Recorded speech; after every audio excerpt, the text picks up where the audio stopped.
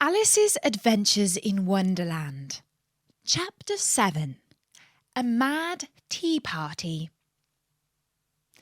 There was a table set out under a tree in front of the house, and the March Hare and the Hatter were having tea at it. A dormouse was sitting between them, fast asleep, and the other two were using it as a cushion, resting their elbows on it and talking over its head. Very uncomfortable for the dormouse, thought Alice. Only, as it's asleep, I suppose it doesn't mind. The table was a large one, but the three were all crowded together at one corner of it. "No room! No room!" they cried out when they saw Alice coming. "There's plenty of room," said Alice indignantly, and she sat down in a large armchair at one end of the table. "Have some wine," the March Hare said in an encouraging tone. Alice looked all round the table, but there was nothing on it but tea. "I don't see any wine," she remarked. "There isn't any," said the March Hare. "Then it wasn't very civil of you to offer it," said Alice angrily. "It wasn't very civil of you to sit down without being invited," said the March Hare. "I didn't know it was your table," said Alice. "It's laid for a great many more than 3. "Your hair wants cutting," said the Hatter. He had been looking at Alice for some time with great curiosity, and this was his first speech. "You should learn not to make personal remarks," Alice said with some severity. "It's very rude."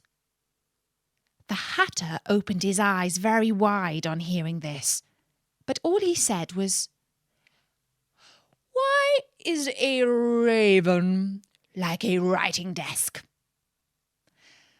"Come, we shall have some fun now," thought Alice. "I'm glad they've begun asking riddles.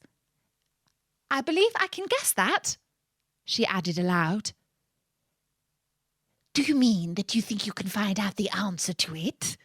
said the March Hare. "Exactly so," said Alice. "Then you should say what you mean," the March Hare went on. "I do," Alice hastily replied. At least I mean what I say. That's the same thing, you know." "Not the same thing a bit," said the Hatter. "You might as well just say, 'I see what I eat is the same thing as I eat what I see.'" "You might as well just say," added the March Hare, "that I like what I get is the same thing as I get what I like." "You might as well just say," added the Dormouse, who seemed to be talking in his sleep, "that I breathe when I sleep is the same thing as I sleep when I breathe." "It is the same thing with you," said the Hatter. And here the conversation dropped, and the party sat silent for a minute, while Alice thought over all she could remember about ravens and writing desks, which wasn't much. The Hatter was the first to break the silence. "What day of the month is it?" he said, turning to Alice. He had taken his watch out of his pocket and was looking at it uneasily, shaking it every now and then and holding it to his ear. Alice considered a little and then said, "The 4th. "2 days wrong," sighed the Hatter. "I told you butter wouldn't suit the works," he added, looking angrily at the March Hare. "It was the best butter," the March Hare meekly replied. "Yes, but some crumbs must have got in it as well," the Hatter grumbled. "You shouldn't have put it in with a bread knife." The March Hare took the watch and looked at it gloomily. Then he dipped it into his cup of tea and looked at it again. But he could think of nothing better to say than his first remark. "It was the best butter, you know." Alice had been looking over his shoulder with some curiosity. "What a funny watch," she remarked. "It tells the day of the month and doesn't tell what o'clock it is." "Why should it?" muttered the Hatter. "Does your watch tell you what year it is?" "Of course not," Alice replied very readily. "But that's because it stays the same year for such a long time together." "Which is the same case with mine," said the Hatter. Alice felt dreadfully puzzled. The Hatter's remark seemed to have no sort of meaning in it, and yet it was certainly English.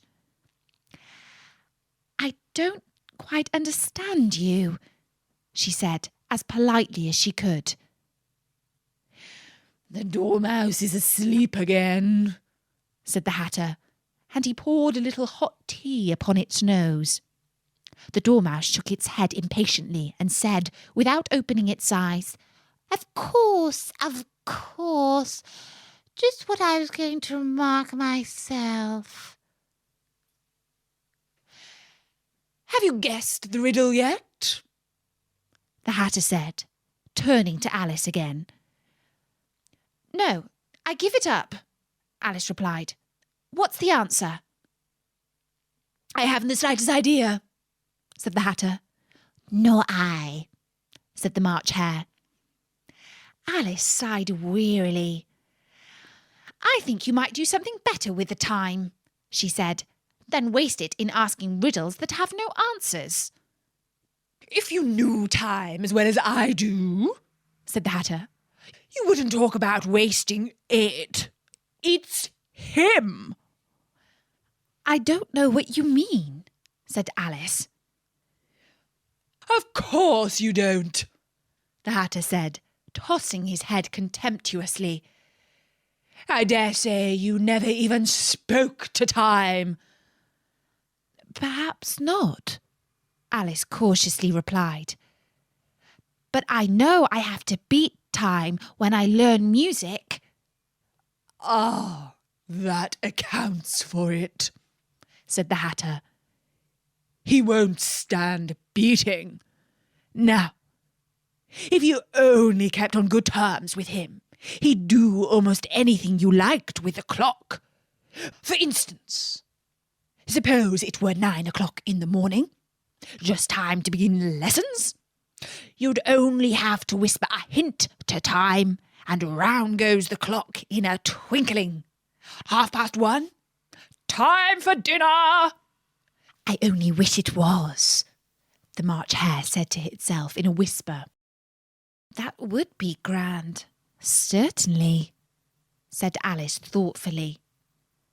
"But then I should be hungry for it, you know." "Not at first, perhaps," said the Hatter. "But you could keep it to 1:30 as long as you liked." "Is that the way you manage?" Alice asked. The Hatter shook his head mournfully. "Not I," he replied. "We quarrelled last March, just before he went mad, you know," pointing with his teaspoon at the March Hare. "It was at the great concert given by the Queen of Hearts, and I had to sing 'Twinkle, twinkle, little bat, how I wonder where you're at.' You know the song, perhaps?" "I've heard something like it," said Alice. "It goes on, you know," the Hatter continued, "in this way. Up above the world you fly, like a tea tray in the sky. Twinkle, twinkle." Here the Dormouse shook itself and began singing in its sleep. "Twinkle, twinkle, twinkle, twinkle, and went on so long that they had to pinch it to make it stop. "Well, I'd hardly finished the first verse," said the Hatter, when the Queen jumped up and bawled out, "He's murdering the time! Off with his head!" "How dreadfully savage!" exclaimed Alice. "And ever since that," the Hatter went on in a mournful tone, "he won't do a thing I ask. It's always 6 o'clock now." A bright idea came into Alice's head. "Is that the reason why so many tea things are put out here?" she asked. "Yes, that's it," said the Hatter with a sigh. "It's always tea time, and we've no time to wash things between whiles." "Then you keep moving around, I suppose?" said Alice. "Exactly so," said the Hatter. "As the things get used up." "But what happens when you come to the beginning again?" Alice ventured to ask. "Suppose we change the subject," the March Hare interrupted, yawning. "I'm getting tired of this. I vote the young lady telleth a story." "I'm afraid I don't know one," said Alice, rather alarmed at the proposal. "Then the Dormouse shall," they both cried. "Wake up the Dormouse!" And they pinched it on both sides at once. The Dormouse slowly opened his eyes. "I wasn't asleep," he said in a hoarse, feeble voice. "I heard every word you fellows were saying." "Tell us a story," said the March Hare. "Yes, please do," pleaded Alice. "And be quick about it," added the Hatter, "or you'll be asleep again before it's done." "Once upon a time there were 3 little sisters," the Dormouse began in a great hurry. "Their names were Alice, Lacey, and Tilly, and they lived at the bottom of a well." "What did they live on?" said Alice, who always took a great interest in questions of eating and drinking. "They lived on treacle," said the Dormouse, after thinking a minute or two. "They couldn't have done that, you know," Alice gently remarked. "They'd have been ill." "So they were," said the Dormouse. "Very ill." Alice tried to fancy to herself what such an extraordinary way of living would be like, but it puzzled her too much, and so she went on, "But why did they live at the bottom of a well?" "Take some more tea," the March Hare said to Alice, very earnestly. "I've had nothing yet," Alice replied in an offended tone, "so I can't take more." "You mean you can't take less?" said the Hatter. "It's very easy to take more than nothing." "Nobody asked your opinion," said Alice. "Who's making personal remarks now?" the Hatter asked triumphantly. Alice did not know quite what to say to this, so she helped herself to tea and bread and butter, and then turned to the Dormouse and repeated her question. "Why did they live at the bottom of a well?" The Dormouse again took a minute or two to think about it, and then said, "It was a treacle well." "There's no such thing!" Alice was beginning to get very angry, but the Hatter and the March Hare went, "Shh!" and the Dormouse sulkily remarked, "If you can't be civil, you'd better finish the story yourself." "No, please go on. I won't interrupt again. I dare say there may be one." "One indeed," said the Dormouse indignantly. However, he consented to go on. And so, these three little sisters, they were learning to draw, you know. What did they draw?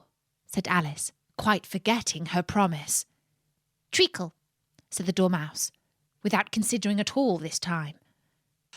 I want a clean cup, interrupted the Hatter. Let's all move one place on. He moved on as he spoke, and the Dormouse followed him. The March Hare moved into the Dormouse's place, and Alice rather unwillingly took the place of the March Hare. The Hatter was the only one who got any advantage from the change, and Alice was a good deal worse off than before, as the March Hare had just upset the milk jug into his plate. Alice did not wish to offend the Dormouse again, so she began very cautiously. "But I don't understand. Where did they draw the treacle from?" You can draw water out of a water well, said the Hatter. So I should think you could draw treacle out of a treacle well, stupid? But they were in the well, Alice said to the Dormouse, not choosing to notice this last remark. "Of course they were," said the Dormouse. "Well in." This answer so confused poor Alice that she let the Dormouse go on for some time without interrupting it. "They were learning to draw," the Dormouse went on, yawning and rubbing its eyes, for it was getting very sleepy. "and they drew all manner of things. Everything that begins with M." "Why with an M?" said Alice. Why not? said the March Hare. Alice was silent. The Dormouse had closed its eyes by this time and was going off into a doze, but on being pinched by the Hatter it woke up again with a little shriek and went on, "That begins with an M, such as mouse traps and the moon and memory and muchness. You know, you say things are much of a muchness. Did you ever see such a thing as drawing of a muchness?" "Really, now you ask me," said Alice, very much confused. "I don't think—" "Then you shouldn't talk," said the Hatter. This piece of rudeness was more than Alice could bear. She got up in great disgust and walked off. The Dormouse fell asleep instantly, and neither of the others took the least notice of her going, though she looked back once or twice, half hoping that they would call after her. The last time she saw them, they were trying to put the Dormouse into the teapot. "At any rate, I'll never go there again," said Alice as she picked her way through the wood. "It's the stupidest tea party I ever was at in all my life."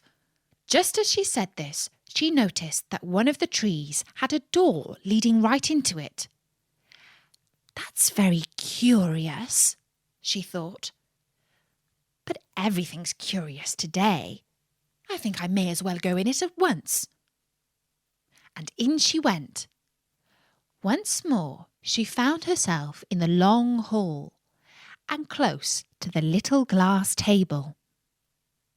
"Now I'll manage better this time," she said to herself, and began by taking the little golden key and unlocking the door that led into the garden. Then she went to work nibbling at the mushroom.